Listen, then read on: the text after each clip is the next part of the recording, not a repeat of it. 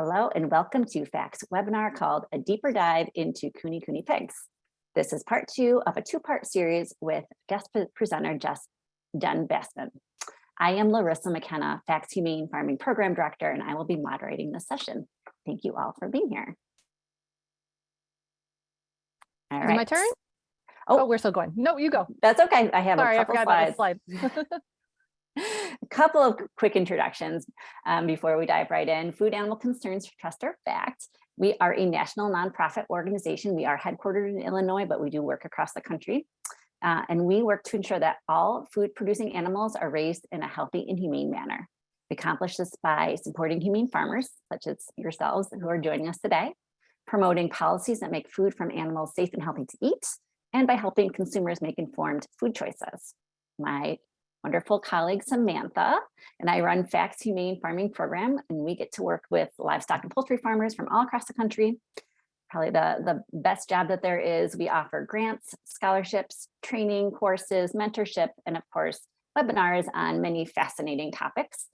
A quick plug, I want to make that we are currently accepting applications for farmers who are interested in participating as mentors or mentees in our 2023 mentorship program.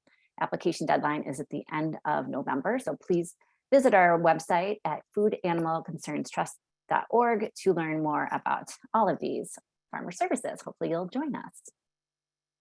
All right, this time I'm very pleased to introduce our guest presenter, Jen Bassman.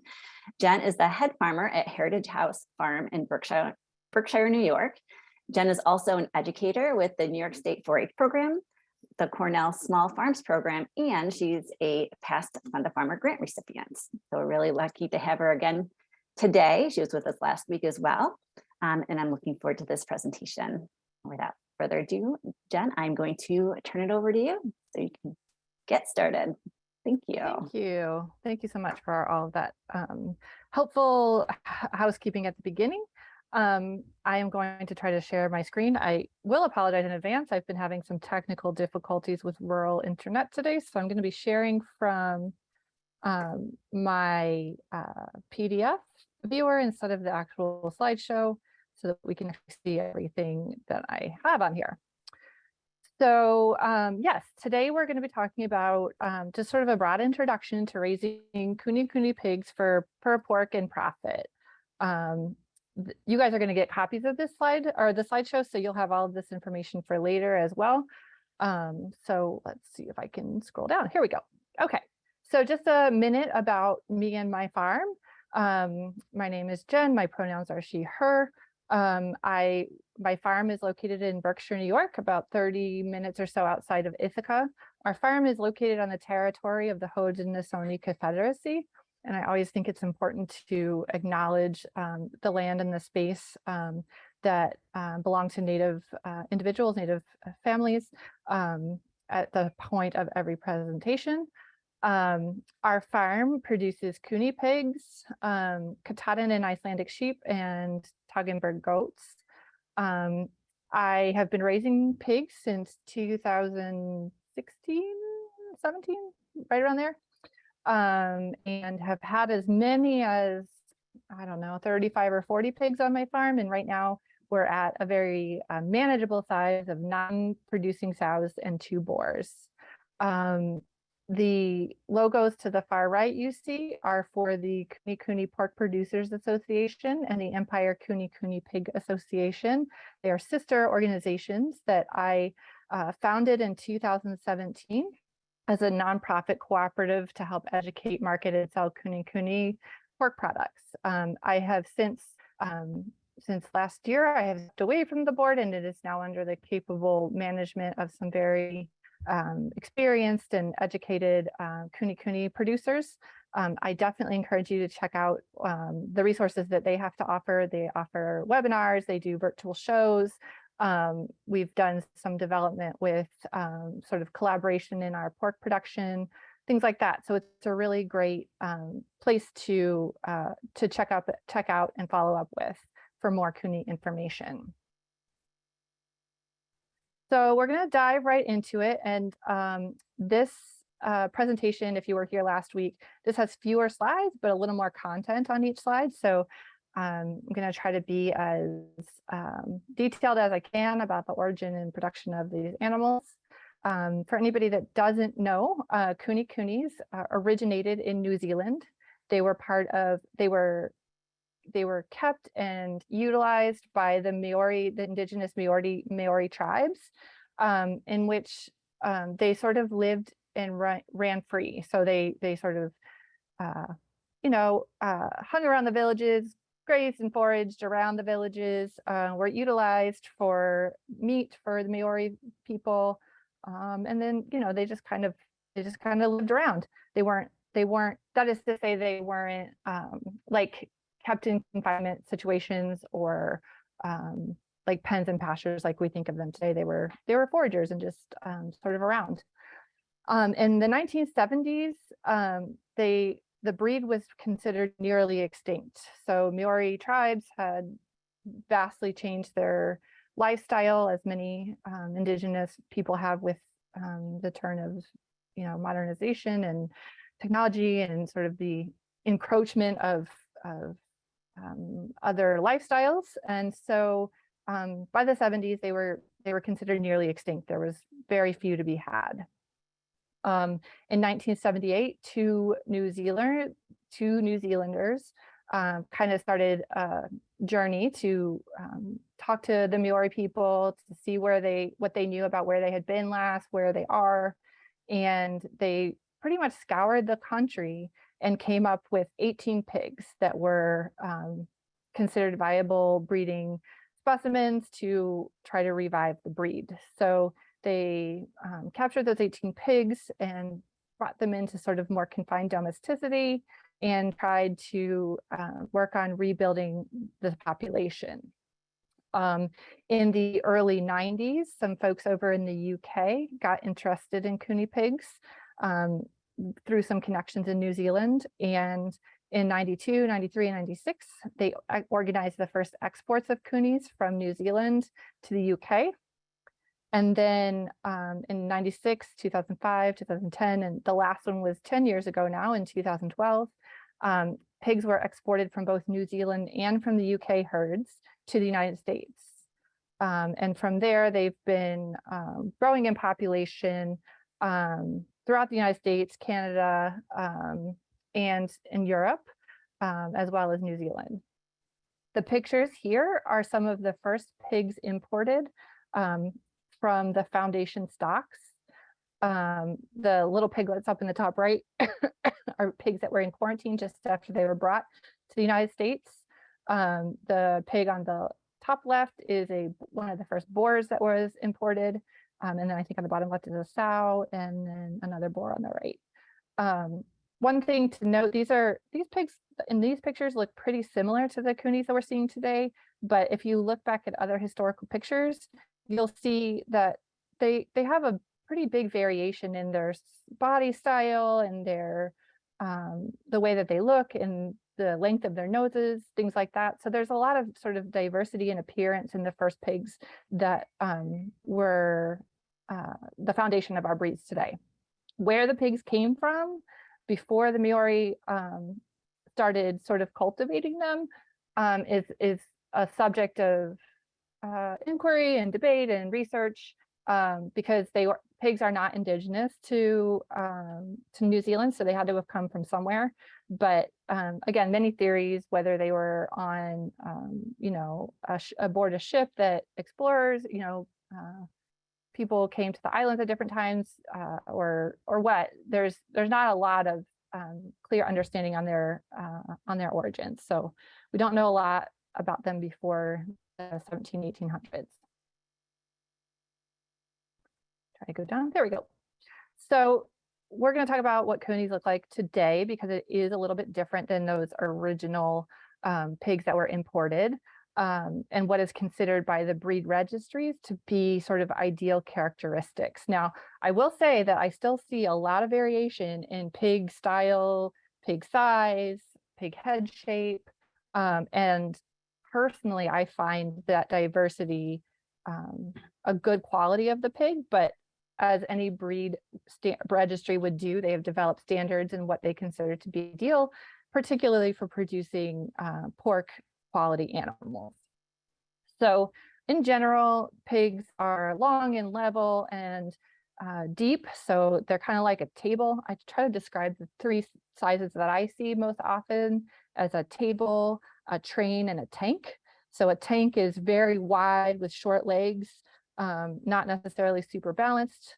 A train is really long and thin, but not, again, not super square. But a table has 4 solid legs, has a nice broad back, even on all 4, 4 corners.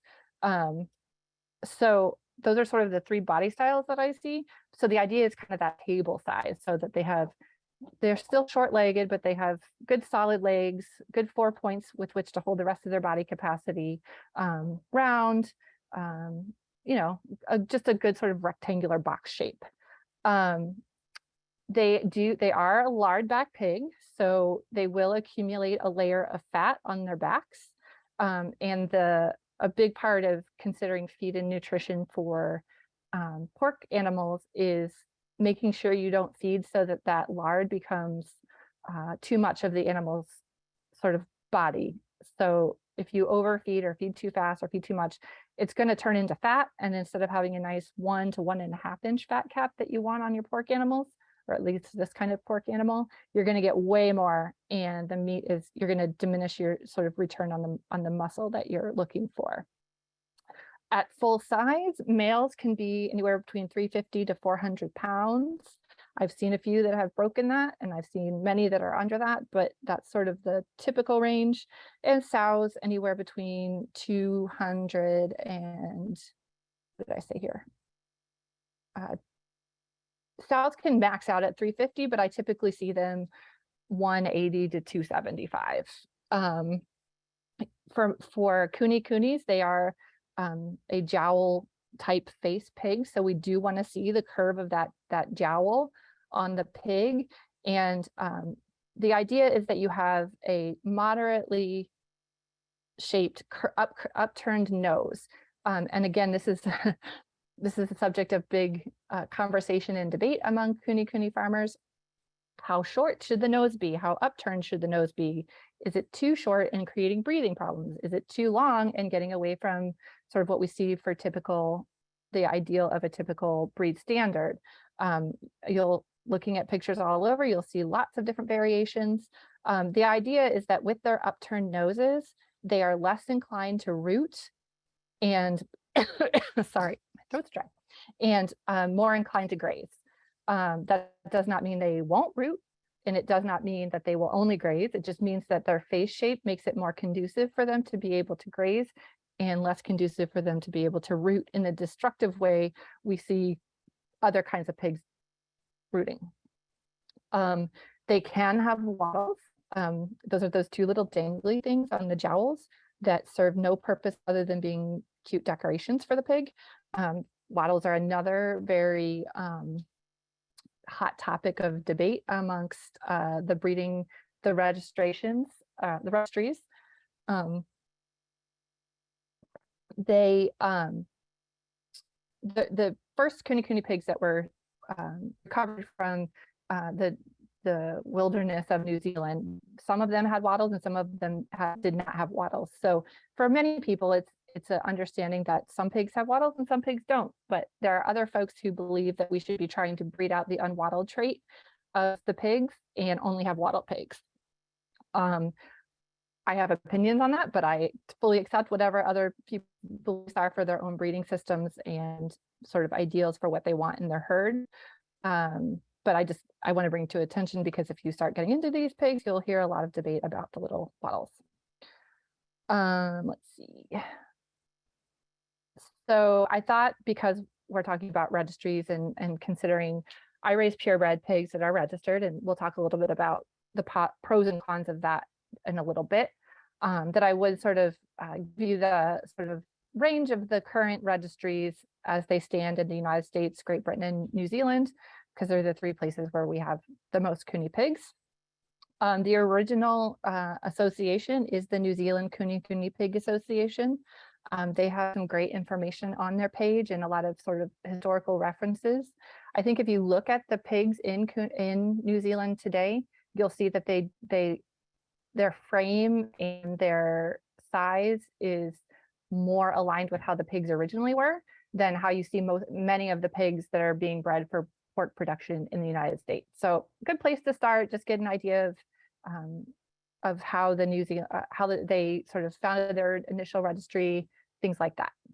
Then there's the British Kunekune Pig Society, which was the second registry to come about when they imported the pigs into the Great Britain and started registering them. Again, great sort of information there, a lot of history. They've been dealing with the pigs for a little bit longer than we have in the United States, so a good place to start. And then in the United States, to make things fun and complicated, we have two registries for Kunikunis. One is the International Kunikuni Hog Registry, which used to be called AKPR, American Kunikuni Pig Registry. Now they've rebranded as the International Kunikuni Hog Registry. And they are a for-profit, privately owned organization that is run at this point by someone in Canada who has a very large herd of kunikunis, and that was handed over from Lori Enright, who was the founder of this registry and one of the first people to import kunikunis into the United States. There's lots of micro differences, and again, if you get into forums, you'll hear lots of different opinions and thoughts between the two registries, but the main difference is that the International Kunikuni Hog Registry will no longer register pigs that do not have wattles. So they are very adamant in their position on what is the breed standard, that it should have wattles. So if you have pigs without wattles, even if they're from registered pigs, you cannot register them without that organization. The other registry is called the American Kunikuni Pig Society. It is a nonprofit organization that is managed by a board of directors. It does allow for the registration of unwattled pigs. Yeah, so that's that. They have slightly different standards in what they consider to be breed standards, slight variations in sort of what they consider color patterns, and variations a little bit in sort of the way that they name their pigs. Now, the American Kunikuni Pig Society just maybe a week ago announced that they have a bunch of new changes coming. They're revamping their registry software, they're updating their websites, they're changing their fee structure. So what you see now when you look at the Kunekune Pig Society will probably be quite different than what you see if you look maybe, you know, early first quarter 2023. So I think a lot of the changes they're making are quite good. But if you start to get involved or are curious about the registry, just expect there's some really big changes coming in the process of as they transition.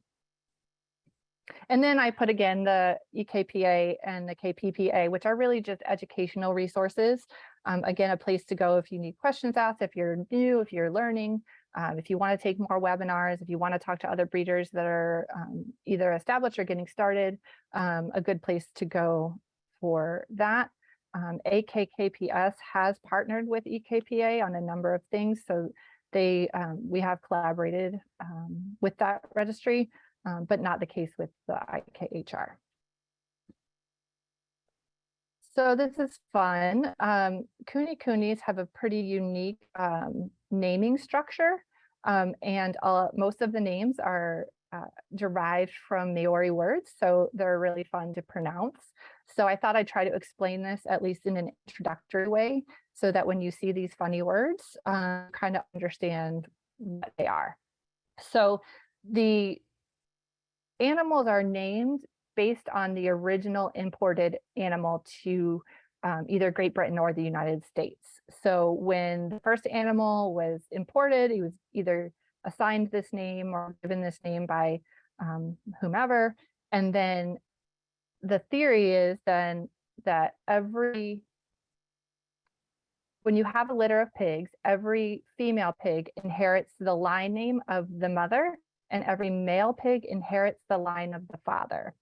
So we currently have in the United States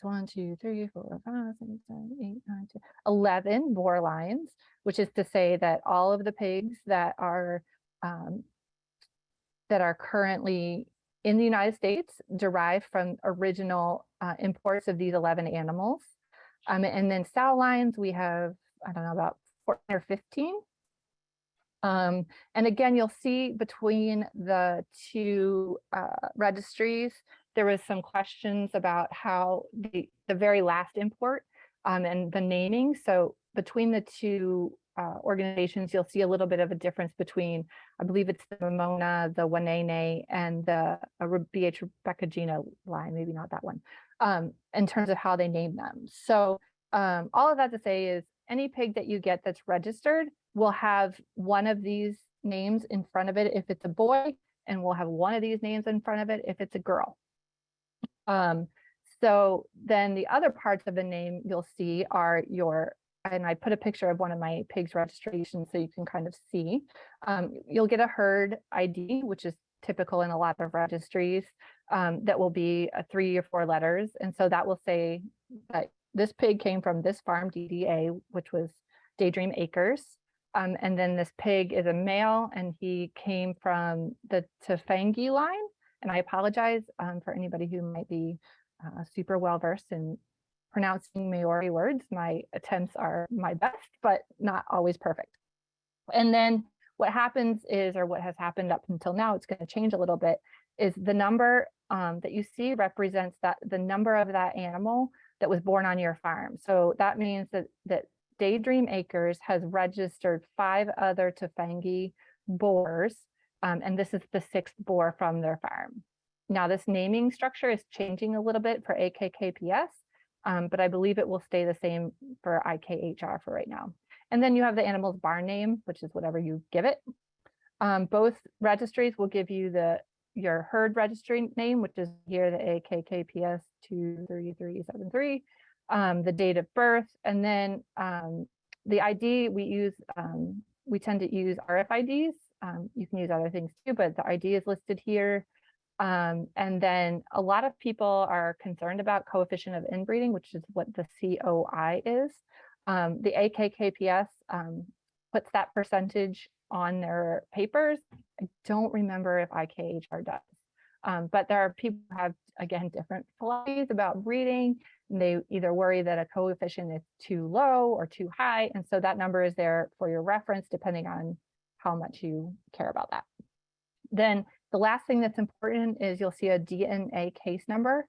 With both registries, every single pig you register has to be DNA tested parentage against the parents that you claim that it's from. So every single pig I register, I have to pull hair samples, pay $30, send it to UC Davis, wait for the registry, wait for the DNA verification to come back, and then submit that to the registry before they will register my pig.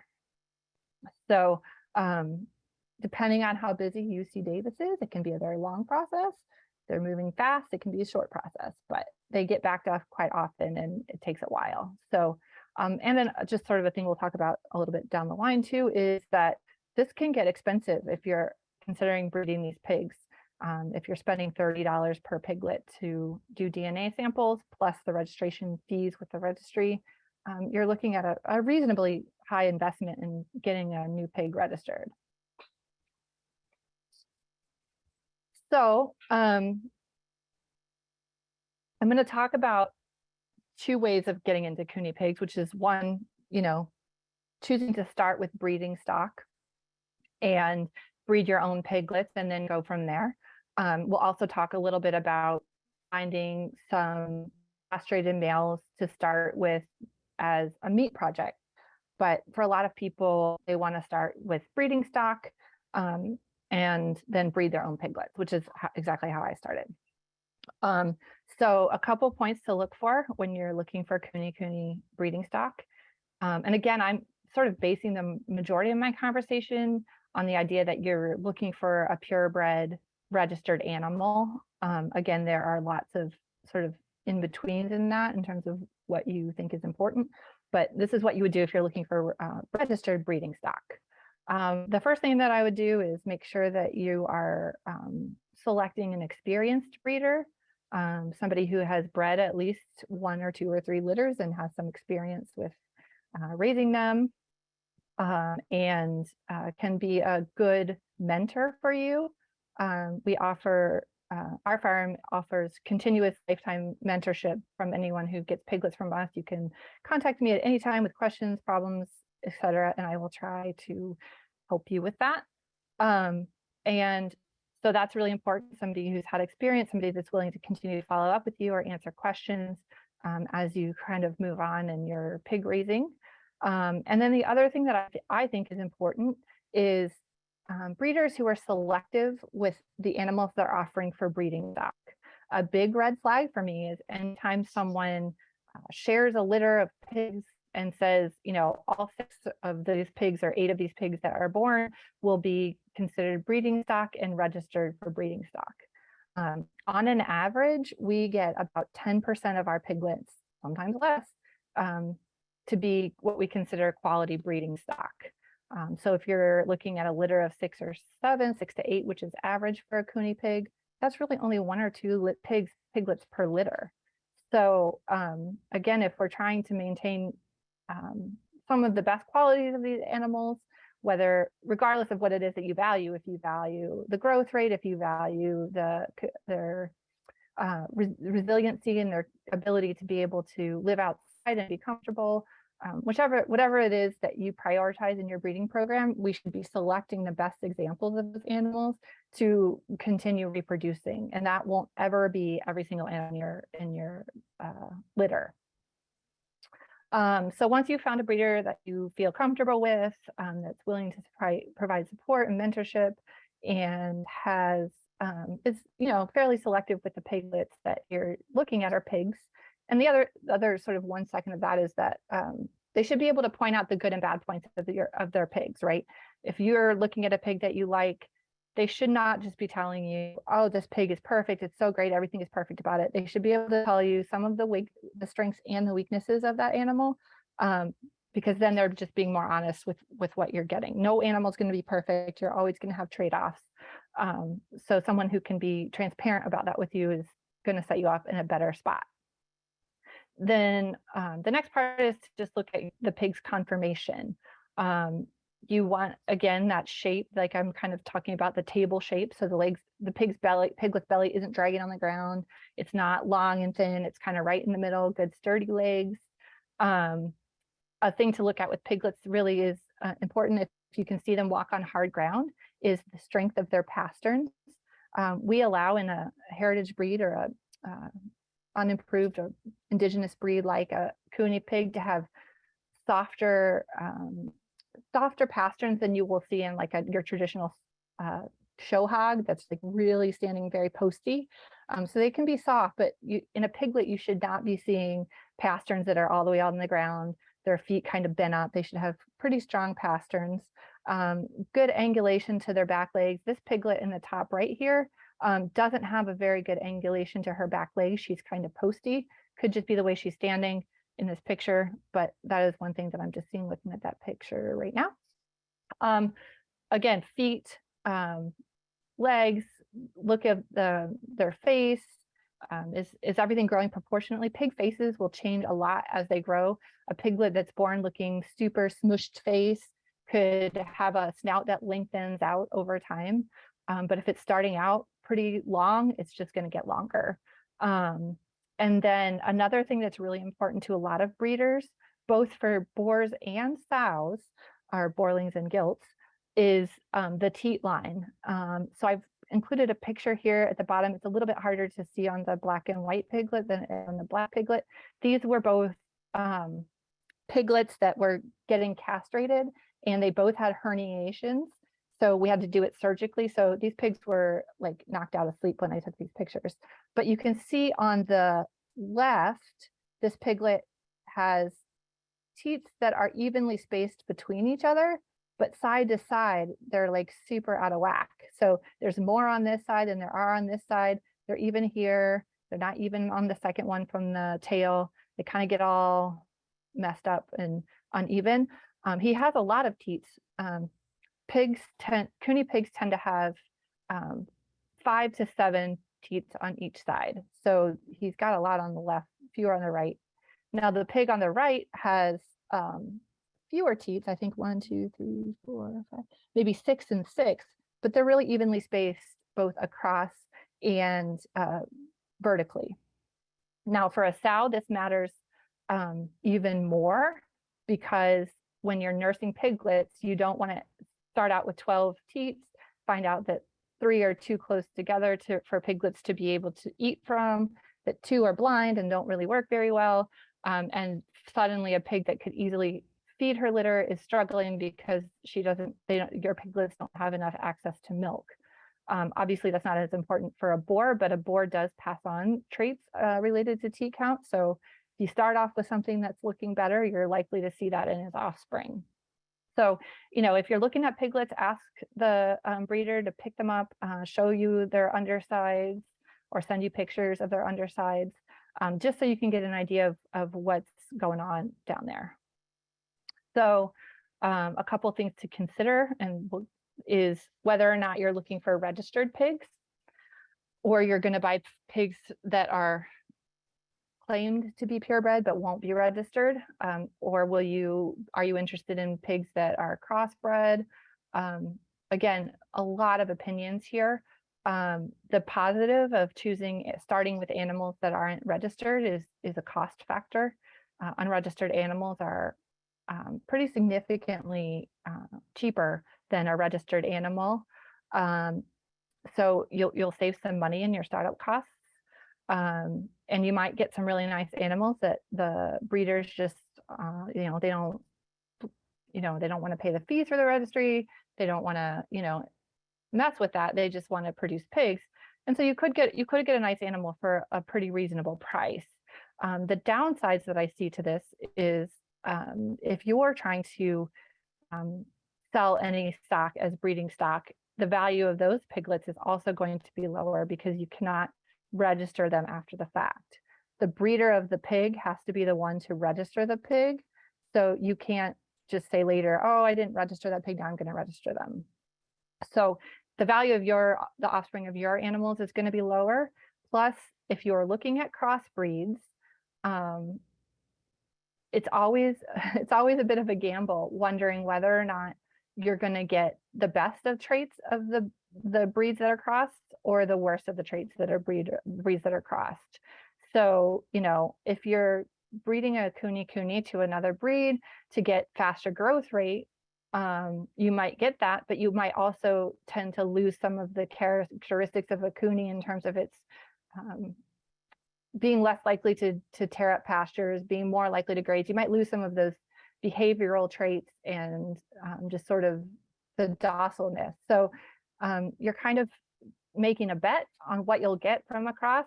Sometimes you can get an animal that looks really great, grows well, behaves well, easy to take care of, or you can get something that exemplifies the worst parts of various breeds. So again, something to consider when you're thinking about what you want to start with. Another thing to think about is how many pigs are you going to start with? I never recommend starting with one pig. Pigs are incredibly intelligent, as we talked about last presentation. They are very social animals. They do have herd structures in which they very much depend. And a single pig with no company can be both just a very sad pig and a pig that could develop some pretty destructive behaviors because it's lonely and bored. Often what happens is I end up having people take 3 pigs.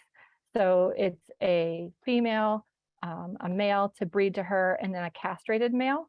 And so that castrated male can serve as company to either the female or the male. They can all 3 be together when there's breeding season. You kind of have that stability there in terms of keeping the pigs feeling comfortable. But I definitely would not recommend any fewer than 2 pigs. They really do change their sort of behavior when they're lonely. So, and then the third thing to consider, I see this so much and it's unfortunate, is whether or not you have access to quality vet care for your pigs. It is just a trend of the trade at this point that there are fewer and fewer large animal vets and more small animal vets. And then even of the large animal vets, there's a limited number of people that will either treat pigs or will happily treat pigs. And you definitely want a vet that will happily treat pigs, not one that will just will do it because they have to in an emergency.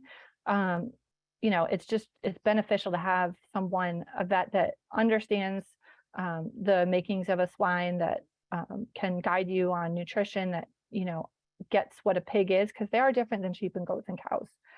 So I would definitely, before you bring your pigs home, know you have a vet that will see them and will be at least fundamentally knowledgeable about treating them.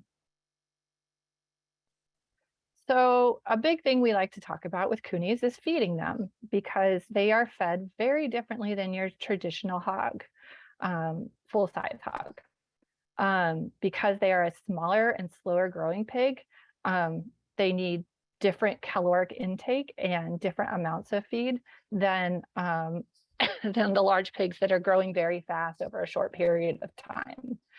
Kunikunis typically do not reach their full mature weight until they are 3 to 4 years old.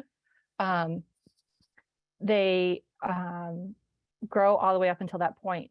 We try to get our market hogs to market by the time they are anywhere between 185 and 220 pounds. That means a pig that could be anywhere from 12 to 14 months on the low end and 16 to 18 months on the higher end. So you're looking at a much longer time to grow these pigs out than you would be if you're looking at a pig that is more of a traditional meat hog that can grow in 6 months and be ready for processing. But something to consider when you're doing the numbers, and everybody should do the numbers, is what are the intakes or the inputs for that pig to get it to market. And what I've put here in the left is sort of a recommended amount of feed. It's called TFR. TFR is total feed ration. It's basically a pelleted food or a powdered, it can be kind of a powdered feed that is formulated to meet the complete nutritional needs of an animal. And I will say that I believe that all kunikunis, regardless of what you're raising them for, require a TFR, a complete feed ration. Your pigs can graze all day long and eat lots and lots of grass and be pretty happy and healthy on that, but they're not going to get all of the minerals that they need to grow to their best capacity. So I do sort of try to qualify when people will say, oh, they're grass-fed pigs, they're pasture pigs, they can graze, they're grazing pigs. Yes, they definitely are. And maybe if you have the most perfect pasture in some amazingly ideal environment that's completely formulated with all the things that they need, you could raise them only on pasture. But that's just not the case for 99.9% of us. So we feed the pig ration. So you can see here the scale of what we're giving a pig per day is quite small. Even to the point of finishing a pig, we're only giving them 2 pounds of feed a day. So it's pretty limited in what they need. And I've also just put a couple of examples of feeds based on the growing stage. I realize it's not always possible, depending on where you live and what kind of feed stores you have, to be able to change your pig feed at all of these stages, because it's quite new, but it will just give you an idea of the differences in the balance between fiber, fat, and protein, and the mineral content as these stages change. So obviously a starter pig is going, your piglets that are not eating very much, they're still growing pretty rapidly, are going to have really high protein. And then as they're growing, we walk that back a little bit. In gestation, we could cut it back even more, because we don't want to be putting on fat at the same time we're growing piglets. They need plenty of feed to eat, but they don't need high protein. And then in lactation, that's going to pick up again, because they're nursing piglets. It's going to take a lot out of their body. Protein goes up again. If you find somewhere in the middle, this grower pellet is pretty typical of what we feed for the majority of the time. You can stick with that. And then just if you are having piglets or you have a sow that's lactating, think about adding something else that could help boost or supplement that instead of having to change your feeds. But just to give you an idea, if you have feed store that has all of these options, good ways to sort of think about how you want to change them. One thing that's really important is lysine is critical for all stages of pigs. In my pig class, we sort of have 2 or 3 slides dedicated to why and how lysine works and how it's important for pigs to be able to metabolize the rest of the things they're consuming. So any feed ration that you get should not have lysine that is lower than 1%. And again, that's just another reason why it's critical to feed a total feed ration, is to make sure that those pigs are getting the lysine that they need. As with any kind of pigs, you can supplement your feed ration and your grazing with other things as you get them. But again, treat them like, in my opinion, I think you should treat them like a junk food or a treat, right? This is not the fruits, the vegetables, the whey, the spent grains, the milk, the eggs, things like that. That is not like 80% of their diet. That's like 10 to 15% of their diet if you're getting it. They're great to supplement. It gives the pigs variety. Pigs do love variety. They're omnivorous. They like to taste different things. So that makes it more interesting for them and possible that they'll eat more. But don't make it the majority of your input. So conditioning for kunikunis is also important to evaluate, partially because these pigs can get too fat really quick. They're super cute. They'll learn to sit for their feed. Some of mine sit and open their mouth for food. They'll tell you that they're hungry all the time. Some will roll over on their bellies and ask for belly scratches in order to get feed. They can very quickly con you into feeding them too much. And for a kuni pig that is a slow growing lard pig, that is absolutely not what you want. So you really do need to keep their feed in moderation and just observe them every day and see if you need to make any minor adjustments. But this pig on the top here is an example of a incredibly overweight kuni pig. As you can see, like the rolls in her fat, which you want rolls in their fat, but have gotten so extreme that she can't even see out of her eyes. Her belly is dragging the ground, and not when she's pregnant, she's just dragging the ground. So that makes it very hard for her to get around. The legs can't hold and sustain that much extra weight for very long before the pasterns start to fail. So, and then if you did process this pig, you'd probably get a 4-inch fat cap on it, and it wouldn't be all the muscle that you were hoping to get out of your pig. On the opposite spectrum, at the bottom here is a very, very lean kuni pig, several, the middle one in particular. Often when I see people saying that they feed their pigs only grass and a little bit of supplementation with no grain, I see pigs that look more like this. And this has to do with the fact that, again, they're not getting all the minerals and nutrition balance that they need to put flesh on their body. The condition scores are really important to look at. The illustration on the left actually comes from, I believe, a miniature pig association, which isn't exactly the same, but is much closer than what you would look at for like a meat hog. So, look at your pigs from behind, doing the scores for them, see how they look. And then there's a picture on the bottom. These are just more standard pigs, but it gives you more of a photographic view of what you might see. The word kunikuni does mean fat and round. So we do want that characteristic to a bit, but we don't want it to the point where we're either damaging our yields in meat return and making the pig unhealthy and unhappy because it can't do the things that a pig normally does. So another fun question is, how much does it cost a kuni pig to feed to market weight versus how much does it cost to feed a standard commercial pig? And I didn't do the whole breakdown for a commercial pig, partially because inflation has changed that and I don't raise commercial pigs, so I rely on the expertise of others to fill that in for me.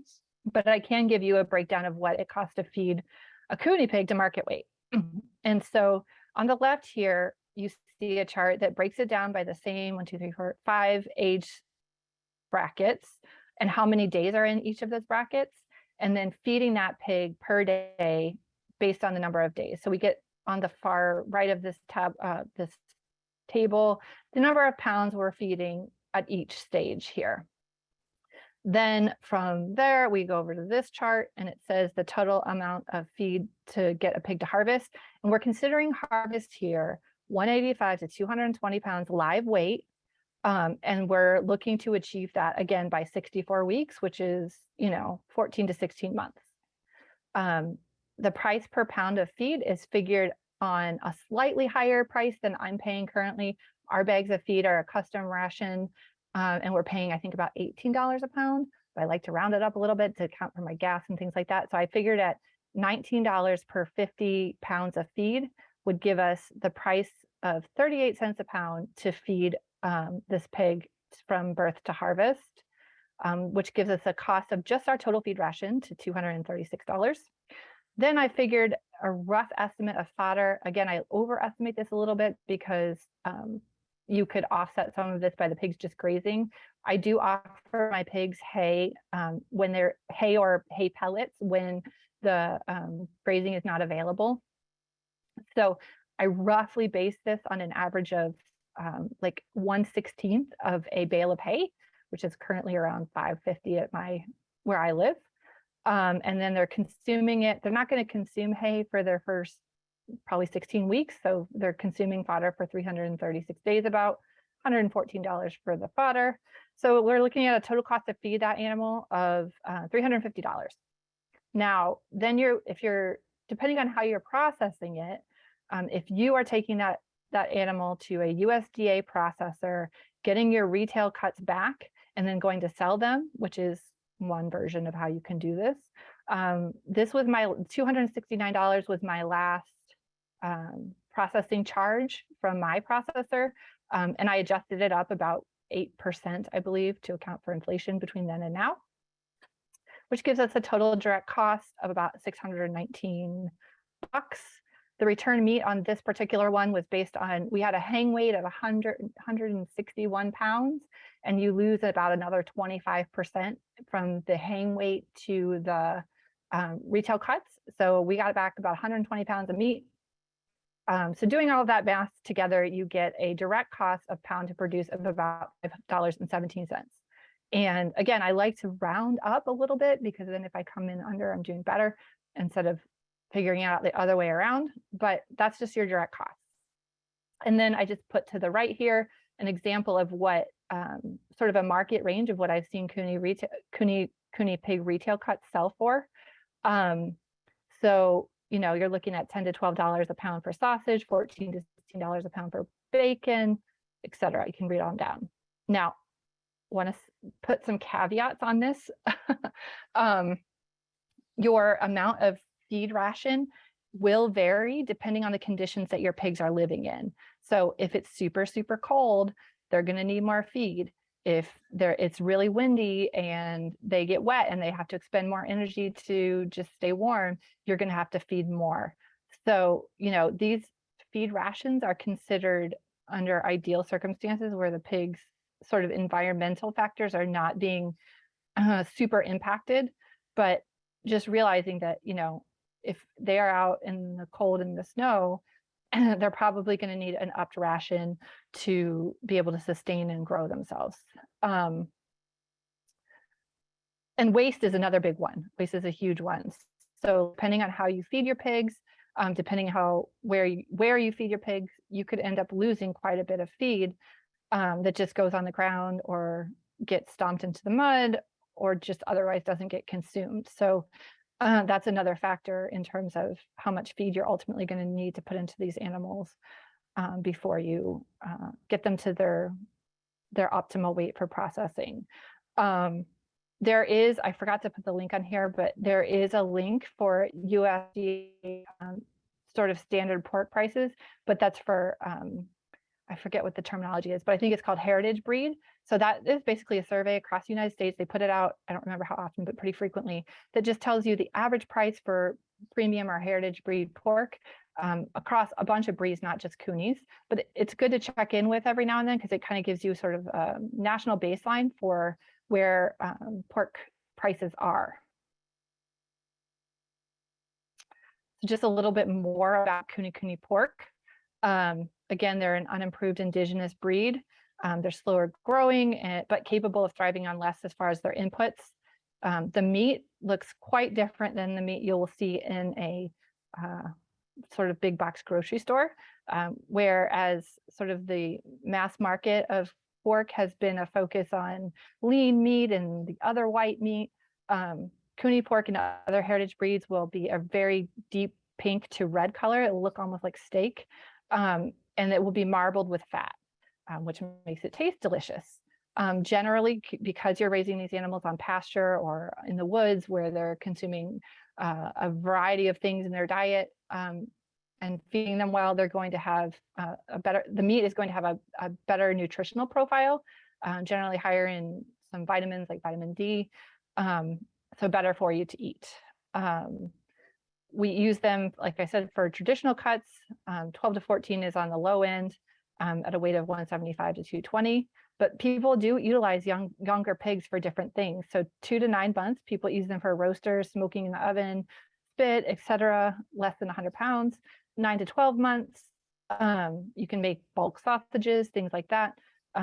You're at a 9 to 12 month old pig, you're not going to get like very decent sized bacon or pork chops. So I wouldn't look to those cuts, but you can, make sausages, hams, things like that. And then 11 to 18 months is where we see the prime cuts and charcuterie. Although it should be said that if you need to process a pig that is over 3 years old, 2 to 3 years old, they make great charcuterie. They're really rich. The marbling on the fat on the meat is really deep, really decent quality meat. So over on the pictures, you see this was a pig roast I went to that a younger Kuni, it was probably a 9 to 12 month old, was roasted whole. I took a picture of the fat cap here. It's probably 2 inches thereabouts, which is about normal for a Kuni pig. And it tasted amazing. It tasted like prime rib. It was so good. And then a couple of pictures from a friend of our farm that had some of their just uncooked cuts to get an idea of. So I'll take a second just to talk about charcuterie, which is something that is highly prized out of pigs like Kunis that have that marbling of fat and have that deep, rich flavor. There are people who do make charcuterie out of their Kuni pigs. Our organization, the Kunikuni Pork Producers Association, wrote a SARE grant to study producing salamis as a cooperative group of farmers, because it was more possible to do that by sharing the expenses. So yes, with the fat to muscle ratio, it's an ideal kind of meat for charcuterie. You can really maximize the return on your investment for pork. The average price for charcuterie meats is $40 to $60 a pound. Typically, like we sold 8-ounce salamis, so 8 ounces, and they were $20 a piece. They are shelf stable, so you can keep them for a while, ship them across the United States, basically grow your market by having a product like this that doesn't have to stay in your freezer and wait for someone to buy the fresh cuts. You can send multiple pigs at a time. You actually have to make charcuterie. Generally, there are minimum batches. And for our project, it took 5 to 7 Kuni pigs being processed to make our batches of salami. It opens another sales channel for your farm. Again, if you're selling meat by the cut or by the hand whole, then you add this. It's just another product that you can add. Some of the downsides, it requires a lot of upfront costs, because not only are you paying to raise that many pigs at one time, you're paying to do the first level processing all at one time, then you're transporting it from that processor to the processor that's going to make your salami. So you're investing a lot before you get that product back. Another downside is that it can be a downside that you're using multiple pigs at one time.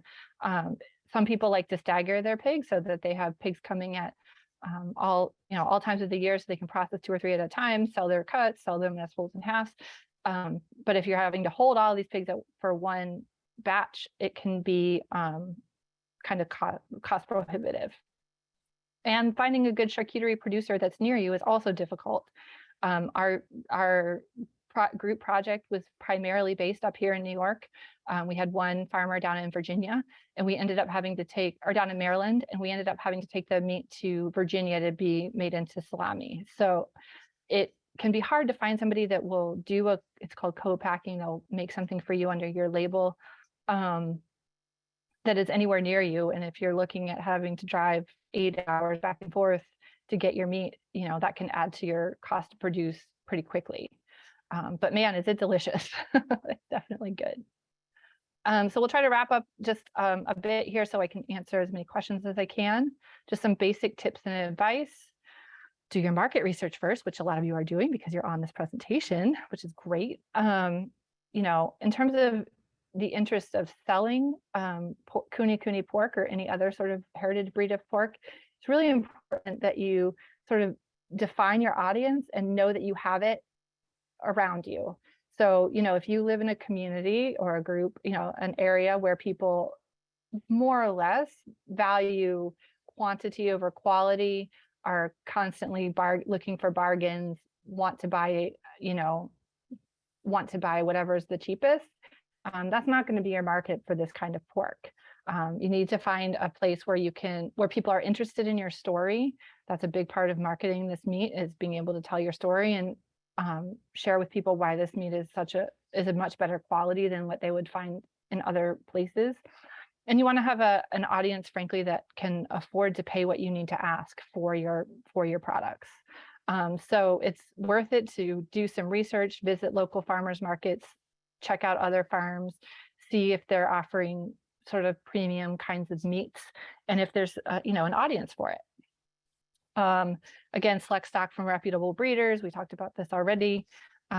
You'll see the return on your investment much quicker if you're investing what you can to get the best quality animals to start with. In terms of profit and making income on the farm, it's a good strategy to diversify your sales channels. So use your pigs in as many ways as you can. Sell a couple breeders, sell a couple feeder pigs. You can sell roasters, sell a couple halves and wholes to people who want to fill their freezer, investigate charcuterie, look at selling retail cuts through a USDA processor. The more different ways you have to utilize the pigs you're producing, the more stable you'll be when crazy things happen like a pandemic and you're planning to sell to only restaurants and all the restaurants are closed and you have to find some other way to sell your pigs. And then I always recommend working collaboratively. We're all small farmers, we're all overstretched. Most of us have regular jobs that pay our bills. If you can find a group of like-minded people to work together in any way, whether it's sharing labor, sharing, producing products together, anything, it's such a huge means of survival for being a small farm. So just to sort of review some of the things that are really great about Kuni, because I want to be very sort of upfront about the fact that these are not going to be a breed for everybody, but there's great things about them and things that might make someone choose a different breed. They're super easy to care for. They're so friendly. They're like, and maybe that makes it hard if you're raising them for meat, but they're really friendly. They're super docile, really easily adapt to most environments. My pigs with good shelter, feed and water do fine even when we had 40 inches of snow overnight. They made little tunnels to get to their water and their feed, went back and cuddled up in their house and were fine. They do well in warm weather so long as they have shade and water. So they can really be, sorry for my coughing. They can really be adaptable to a pretty wide range of environments. They do integrate well with other small animals like goats and sheep, and can be easily kept in small homesteads and farms. I used to keep my pigs with my goats and sheep, like they would all run together, but I found as I was sort of learning more about how to better feed my animals that trying to feed goats or sheep and pigs in the same space and ensure that everybody gets what they're supposed to get and not what they're not supposed to get is very difficult. So I do rotate my pigs in with my, through the same pastures that my sheep and goats are grazing, but I tend not to do that together anymore, just because I want to make sure that the animals are consuming what they're supposed to consume in terms of their feed ration. They are inclined to graze instead of root. It's great when you graze them through after goats or sheep, because goats and sheep like to browse a lot of the top stuff, and the Kunis are low to the ground. They'll eat a lot of the stuff that's lower to the ground. And plus the things that they have a taste for are just a little bit different than sheep or a goat. The sows really tend to be great mothers. They don't need a lot of assistance to birth. Boars are very easy to work with. There is only, and it just happened recently, one person that has collected a Kunikuni boar for artificial insemination. Otherwise, I keep 2 boars on my farm. They're easy to work with. They're not super aggressive. They're pretty easy to have around. So pretty easy to sort of care for and raise. They're fun. I enjoy them. They have personalities, lots of that stuff. The meat quality is definitely higher than what you find in your traditional store pork, higher fat to muscle ratio. The taste and texture and nutritional value from the meat of Kunikunis and lots of other sort of heritage breeds is exceptional. It's a great pork for charcuterie if you're interested in learning how to either make it yourself or, invest in that as a product that you'll sell for your farm. The downsides of raising Kunikunis is the time that it takes to grow. There's a lot of people that just do not want to raise a pig through the winter. They want to be able to get it in the spring, process it in the fall, not carry it through the winter. I completely understand that. But you can't do that with a Kuni pig. You're going to have to carry it through a winter season, no matter when you get it. You'll find that cuts like pork chops and loin roasts are going to be smaller than what you find in a traditional pig.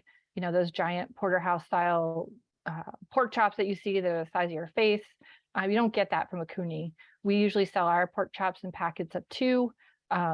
If you're eating what the what the nutritional standards are for a portion of meat, it's more in alignment with that than what you see, like I said, when you get those really big cuts from a big pig. And so, you're going to have to manage customer expectations in terms of what the meat looks like. Breeding stock is still very expensive. It was outrageous when they first imported the animals, and it's still relatively high. Quality breeding stock from an established breeder for a piglet will range typically from $600 to $1,200 per pig. Again, if you're not looking at registered animals or you're looking at a crossbreed animal, you're going to start off with an investment price much less than that. If you're looking at an animal that's already been proven to produce, you're probably looking easily at double that price. So if you're buying a sow that's already had piglets or a boar that has produced good quality animals, you're going to look at double that. So it is a big investment. And then you also, if you're really considering raising these animals for pork, you're going to have to deal with some misinformation. Because Kunis are cute and small and adorable and very friendly, a lot of sort of pork connoisseurs continue to dismiss them as a pet breed without the serious capacity to produce pork. I get that all the time anywhere I go. A lot of people who've raised other breeds dismiss the Kuni pig as not one that is worth producing meat from. Again, I have varying opinions on that, but I don't believe that to be true. And again, you're going to have to invest a lot of effort into educating your customers about what this pork is, why it's different, why it's going to cost more, which is a factor in a lot of heritage breed pigs, but even maybe more so with our breed.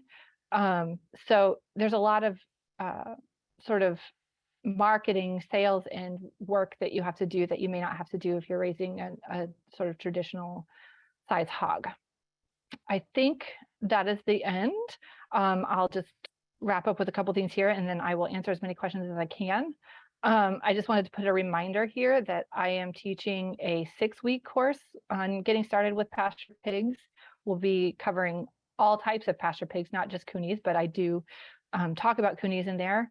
The 6-week course that starts next Wednesday online And you can, I believe, apply for a FACT scholarship to cover the tuition, which is a sliding scale.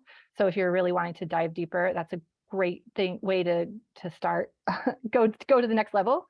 And just a fun picture here, this pig on the left was a pig that castrated male that came from our farm. There's a whiskey maker in Vermont that's called Whistle Pig, and it's a pretty high-end whiskey.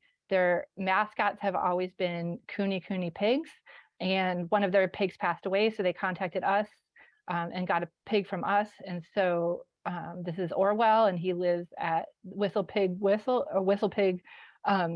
Distillery. He has a very cush, fancy life. He just got to meet a Formula One driver. He gets photo shoots. His likeness will get put on a whiskey bottle. So all that to just say, like, you'll never know where your pigs end up. And we just really like following and seeing what the story of this pig in particular. So that's the end of what I have to say structure ways, but now I can answer as many questions as I can. Thank you, Jen. Wow, some famous pigs, huh? Yeah, this picture was from May the 4th. They did a May the 4th be with you, and he has Yoda ears on here. So yeah, I love all these names. Yeah, all the puns and everything. It's wonderful. Yeah, I don't think there's a pig out there that is living a better life than this pig. He's pretty spoiled. I just want to make sure that folks that do have questions and you type them into the chat bar. I think Sam's been trying to remind folks to put them into the Q&A. So just a shout out, I think most people did, but that is where we're going to go to next, because there's a lot of chatter on the chat, which is wonderful, awesome. But it's hard to get through. So Jen's just going to take a sip or two of some water. I'll tell folks that we are still recording this presentation. It's going to be available later today. I'll be sending out an email. So if you don't see it in your inbox by the end of the day, it might be in your junk mailbox, especially if you have Gmail. Sometimes that gets tagged that way. So just an FYI about that. And it's also going to be, everything's going to be on that one web page that I shared earlier, the Kunikuni specific one. So yeah, so we have maybe about 15 minutes or so for these questions, and some of them, Jen, you either kind of answered or already did answer. Yeah. But because folks were typing them in as we went. But yeah, it looks like there's a couple maybe I can kind of put together and summarize a little bit. I see there's quite a few questions about pasture rotation, pasture density, etc. And just to sort of reiterate that, yes, they can graze. They do not graze like ruminants. They graze like pigs. How dense you can keep your pigs, just like any other animal, is dependent on the quality of your pasture, what the growth rate is, how long you're keeping an animal in any one area. Pigs will make some divots in your pastures because they like to look for grubs, and they like to make holes for them to lay in if it's warm in the summer.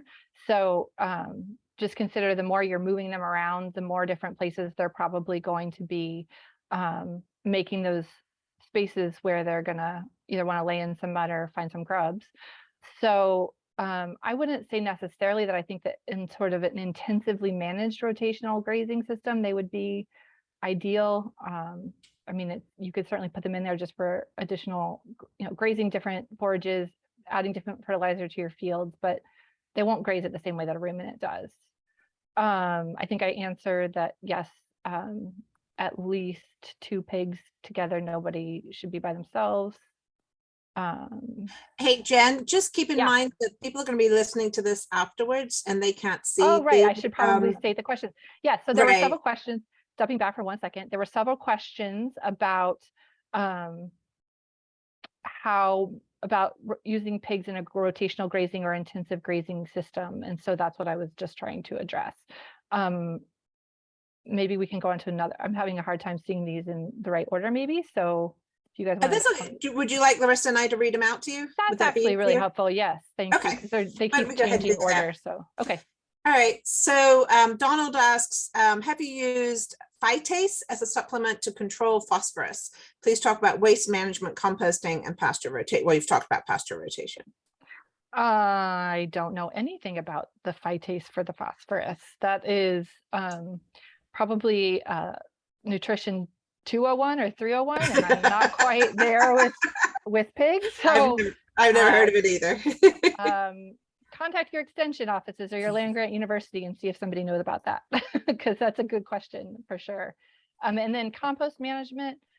Pigs are really clean animals. They typically establish one area in their paddock or field or stall where they'll use the bathroom and then not go anywhere else. So if you're keeping them in paddocks or stalls for any reason, pretty easy to clean there and then add to compost. And then, you know, their manure is basically like just pellets of grass, and it breaks down with the rain and goes into your soil pretty well. So yeah, I think in both cases, it's pretty easy to manage that. Thank you, Jen. There's a couple questions about silvopasture. I don't know if you'd want to elaborate at all. So a little bit. I don't. My farm does not have woods, but in general, pastured pigs can do pretty well in a silvopasture environment.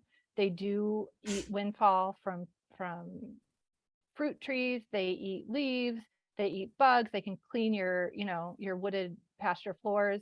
The only thing you do need to keep an eye on, and I think again it's less so with Kuni pigs than with other types of pigs, is they can denude the land, which they can eat the bark off the trees. They can kill the trees. Just some observation into the habits of your animals and how long you're keeping them in any one area would be important. But I do think that, if you have wooded areas you want to run them in, that would be great. They would enjoy that. And if there are nut trees, are there any concerns about eating too many nuts, perhaps, or not too many? They do regulate themselves. They typically don't eat so much that they can make themselves sick. Although if they do eat a lot, they can vomit, which is not something a ruminant can do. So not too much, no. I mean, I've seen them clean up apple orchards and eat tons of apples, and if they eat too many fermented apples, they can get a little drunk, which is funny. But but no, typically not a huge concern about that. So we have a question here about, you've answered most of the parts of this question from Denise. What is the general breeding age? What would you suggest for a breeding age? I can't believe I forgot to say that. Typically, we try to breed at 12 months or a little bit older. Don't like to breed too much younger than that, as they are a slow growing pig. They're going to continue to get size on them as they get older. So if you have a particularly on the larger side of a Kuni pig, growing well is good, good solid structure at 12 months. Sounds good. Start to breeder. Ours breed anywhere between 12 and 18 months. I do not like to wait longer than that. There seems to be some tendencies with pigs that have not been bred for 2 years to have difficulty getting bred. But I would say between 12 and 18 months for your gilts. Boars can become capable of breeding anywhere between 5 to 7 months. If they're kept with the gilt the whole time, it's very possible they'll develop a friendship and not a romantic relationship. So I always recommend separating your boars from your gilts by 5 or 6 months. One, to just teach the boar that that's not your roommate, and 2, just to avoid any super early pregnancies. So yeah, that's beginning age. And these pigs live, I mean, a farm that I know just put one of their just lost one of their pigs who was 13 and produced until she was 10. So they can have long productive life cycles. So, and this is another one that you probably did get to, but it'd probably be helpful to reiterate. Best processing weight for better quality meat, in your opinion? So if you're looking for your standard mix of retail cuts, bacon, ham, chops, sausage, things like that, we look for 12 at the youngest to 18 months. and a weight of anywhere between 170, a live weight. So you put imagine you're putting the pig living on a scale, live weight of 175 to 220. But another sort of factor in that is how that animal was fed and it grew, right? If it's overfed and it grew really fast, and it has a lot of fat on it, you're not going to get a super good yield. But if it's been fed within the ration limits and it's grown at a pretty even proportion, then you're going to get meat that has the right size fat cap and good marbling. Awesome. And Sam, before you ask your next question, I'm just going to tell folks, I'm going to pop up a poll on your screen. If you wouldn't mind taking a couple, half a minute to answer the questions as we continue the question, to answer questions, that'd be wonderful. Okay. Great. I gotta click out of it. My thing. There's a couple of questions that I think you can answer together. They're about feeding. Jason says, and I know the answer to this, and this is going to be a quick one for you to answer. So if you have to feed a ration, is there any economic benefit to raising them on pasture? And as a follow-up to that, could you talk about lactating sows and what do you feed lactating sows? Yes. So if you have to feed them grain anyways, is there any financial benefit? I think so. Again, I haven't done the math on feeding standard size hog to market weight since things have kind of gotten crazy in prices. If anything, it's maybe even because yes, you're feeding them over a longer period of time, but you're feeding them less. So again, for me, though, it's about the ease of raising these animals. It's about the fact that they don't destroy my pastures. It's about the fact that I'm really pleased with the quality of meat that I get back. And it's either the same or maybe a little bit less than raising a big hog in 6 months. So, again, it's kind of the trade-offs you have to consider. I won't say that it's like so much cheaper that it makes it completely worthwhile to abandon raising fast-growing pigs, but it's cost. I don't know what to say. It's a similar. You can look at a similar investment. All right, one more feed question. What is the best method for feeding pellets? So great question. Pigs are, they're not just going to take out their knife and fork and eat things nicely. They're pretty messy. I feed pellet feed. Some people feed just the powder feed, either with water or dry. I don't like that because when they do spill their bowls, it's pretty hard for them to eat that off of the ground. Whereas pellets, if at least you're feeding on clean ground that's kind of hard, they will clean it up. So my pigs are fed in just like round pans. I try to always make sure that there's enough for all the pigs to have their own because they do chase each other away. And then they get their pellets in that. If they're in a paddock that has a really clean, clear, dry space, I can feed them directly off the ground. Again, they don't really go to the bathroom where they eat, so I don't really worry about that too much. And they clean it up pretty well. So anything that's low to the ground, they're probably still going to spill it, but if it's a pellet, they can clean it up better. And I forgot to answer the question about lactating sows. Thank you. Yeah, I either do one of two things. One, I will get a lactation blend and feed those pigs the lactation blend. And often I find that my lactating sows are eating double what I would normally feed her if she wasn't lactating. I've also done things like a supplement. So Blue Seal makes a supplement called Sunshine Mix, which is a super high protein, extra fat. So I can add that in to her feed just to get that boost if I don't want to keep lactation feed separate. And I do, especially if my sows are farrowing in the winter, try to make sure their food is moist because they don't often get enough hydration to metabolize all the feed. So those are some of the strategies that I use. Okay, so we're going back to that chart, which I thought was great. I took a screenshot of it, so because I wanted to look at it before Larissa sends out the slides. But your finished weight that you use in your calculation, is that live weight or hanging weight? The finished weight, the 120.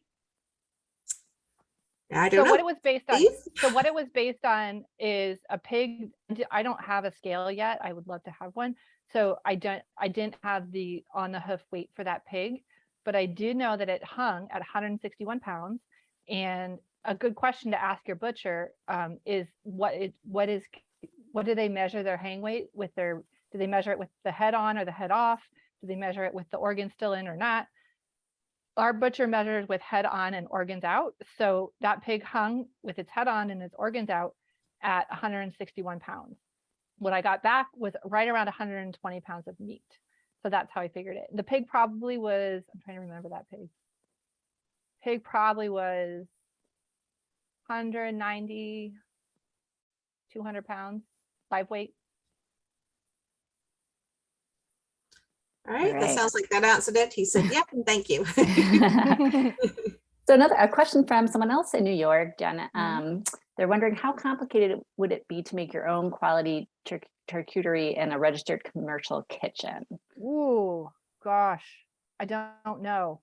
I mean, making charcuterie is definitely an art form. You know, a lot of chefs and foodies, you know, do experiment with making it their own.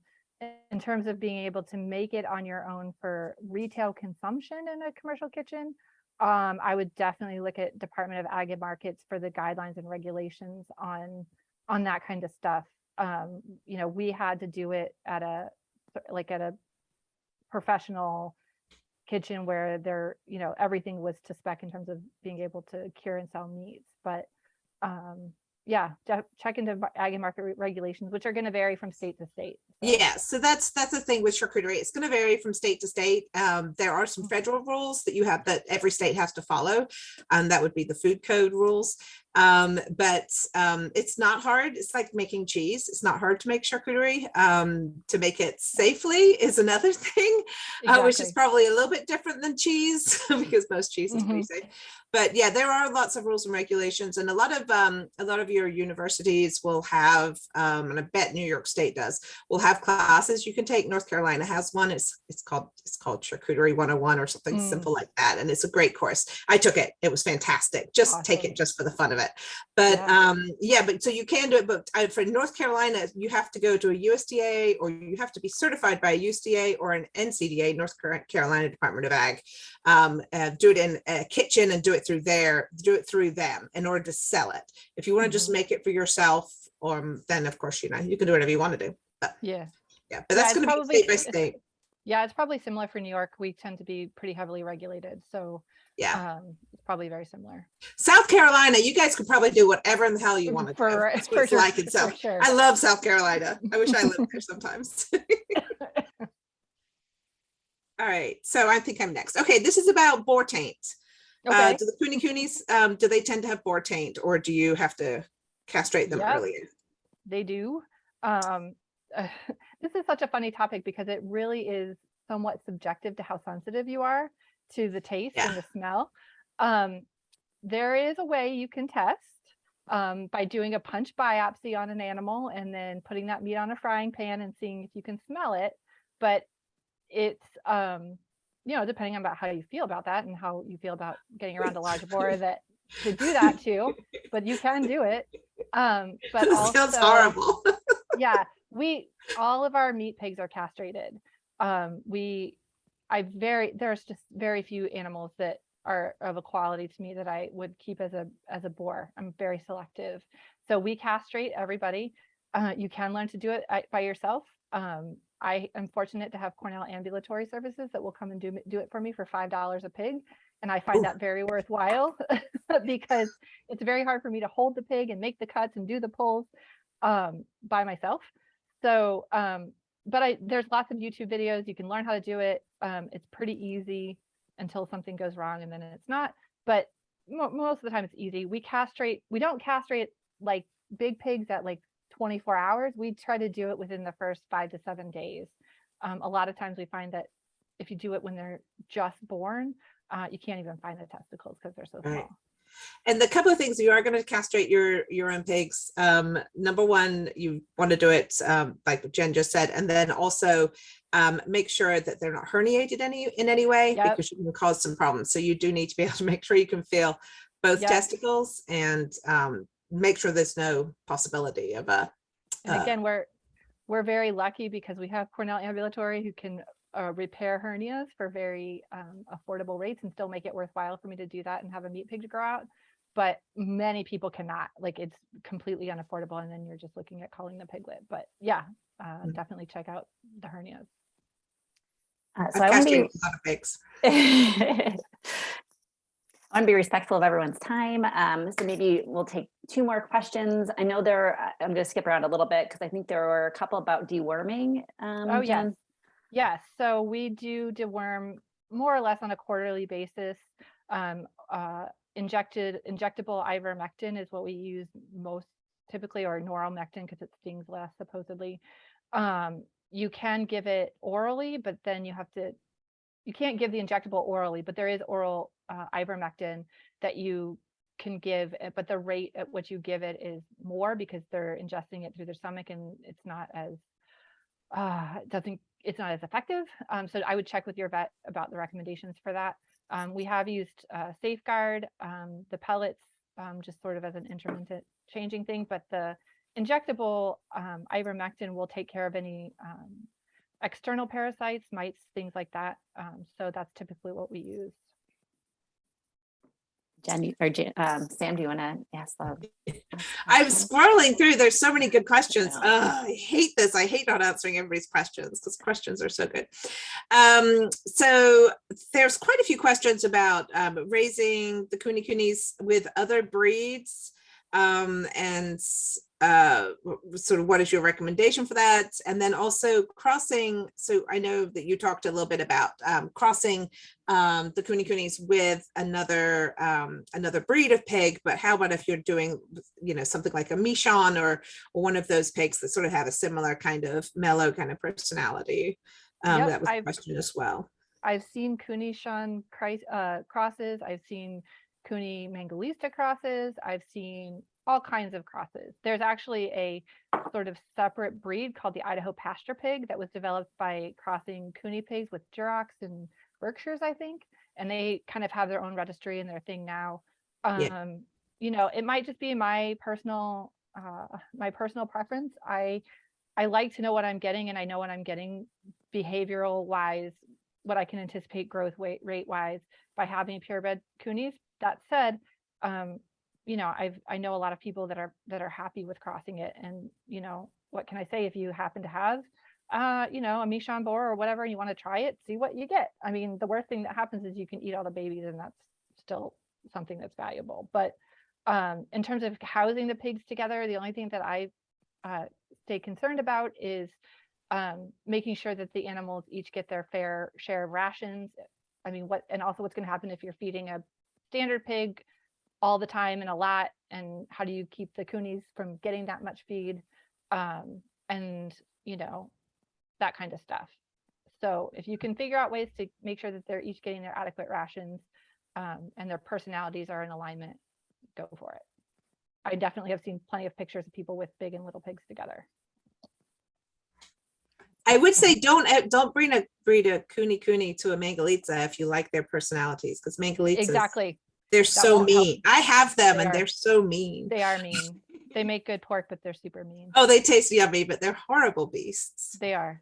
They are. Anyway, okay. Larissa, did you have another one you wanted to ask, or are we just going to be done? Oh, we have I think so that we many. should This is painful. It's painful. So I'm also happy you can hit me up on my Instagram or my Facebook Messenger or email. I'm happy to answer any questions that didn't get answered. I'm even happy to post somewhere, either on my Facebook page or somewhere where people can find the answers to those questions. Because like they said, I want to be respectful of everyone's time, but also want to be available to answer any questions people have. Well, thank you, Jen. Yes, and I will be CCing Jen on my follow-up email. So if that's okay with you, Jen. Yeah, absolutely. Reach out. I like to answer. There's a lot. This is a lot of information. It's awesome information. And yeah, another plug for the 6-week course if folks are interested in kind of taking an even deeper dive. And I'm sure there'll be other courses as well that come up throughout the year. But a few housekeeping items. I know we still have over 60 folks with us. Sending out the recording soon. and the slides. We have some other great sessions coming up this fall. Sam and I will be holding what we're calling informal office hours next, I guess, Tuesday, about our mentorship program. So if you have questions about becoming a mentor or a mentee, hop on and we'll be doing later next week. We're also going to be doing a webinar about bison. So a whole range of fascinating topics. I'm going to be sending out links to those registrations in the follow-up email. Jen, I just want to say thank you so much again. This week and last week have been truly, really remarkable sessions, and it was great to be with you and to learn all, have all this information shared. And I hope that there's a chance that we'll be able to collaborate again soon. I know you'll be doing some more courses next month about goats, right? Yep. Not for us, but with Cornell. So that's wonderful. And then also, as always, thank you, Samantha, for helping to run this and keep everything running smoothly. It's wonderful to have such wonderful people to work with. And everyone that's still out in the audience, you make, we love having you here, and your questions and your enthusiasm and just trying to do this really, really important work is appreciated. So thank you so much. And, stay in touch, keep an eye out for an email from me, and hopefully we'll see you on a future session. So, all right, everyone, have a great rest of your afternoon. Bye, everybody. Thank you, Jen. Thank you, everybody. Thank you, everybody. Jen.